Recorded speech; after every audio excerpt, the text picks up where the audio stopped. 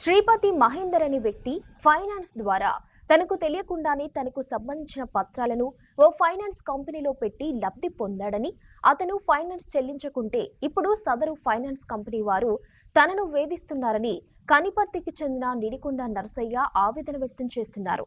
ఈ విషయం గురించి స్టేషన్లో ఎన్నిసార్లు ఫిర్యాదు చేద్దామని వచ్చినా పోలీసులు పట్టించుకోవడం లేదని వాపోయారు.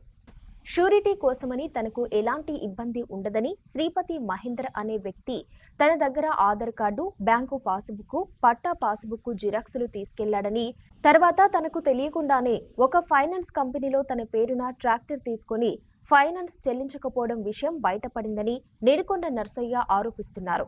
ఇప్పుడు 8 లక్షలు కట్టాలంటూ ఫైనాన్స్ వారు వేధిస్తున్నారని బాధితుడు ఆవేదన వ్యక్తం చేస్తున్నారు.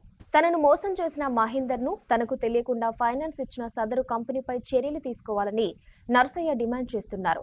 తనకు జరిగిన అన్యాయం గురించి ఫిర్యాదు చేద్దామంటే పోలీసులు పట్టించుకోవడం లేదని వాపోతున్నారు. ఉన్నతాధికారులు స్పందించి తనకు న్యాయం చేయాలని కోరుతున్నాడు.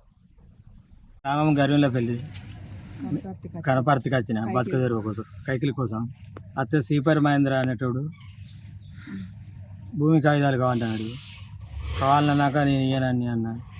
ఏం మనవడా అని సామి అన్నాడు. వాడు ట్రాక్టర్ తెచ్చుకొని ఇప్పుడు మమ్మల్ని మోసం చేస్తాడు సారు. నేను సావాన్ని నా బతాన్ని బాగుంటాడు కాలు నొక్కుతాడు. ఫైనాన్స్ తోడు నా భూమి చెప్తాను బాగుంటాను.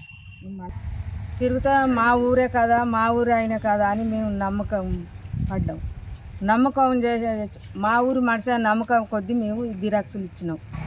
మేము మా బతుకు మాకు ఉందామంటే ఇల్లు లేదు. ఇప్పుడు ఉన్న భూమి పోయిందంటే మేము రోడ్డు మీద ఉండు. నన్ను మోసం చేసింది మహేందర్, శ్రీపతి మహేందర్. మమ్మల్ని ఎట్లా మోసం చేసిందంటే, నేను ఫైనాన్స్ నేను కట్టుకుంటా, ట్రాక్టర్ నేను తెచ్చుకొని కట్టుకుంటా, మీకు ఏం ఇబ్బంది లేదంటేనే మేము ముందుకు పడ్డాం, లేకపోతే మేము ముందుకు దాగేటోళ్ళం కాదు.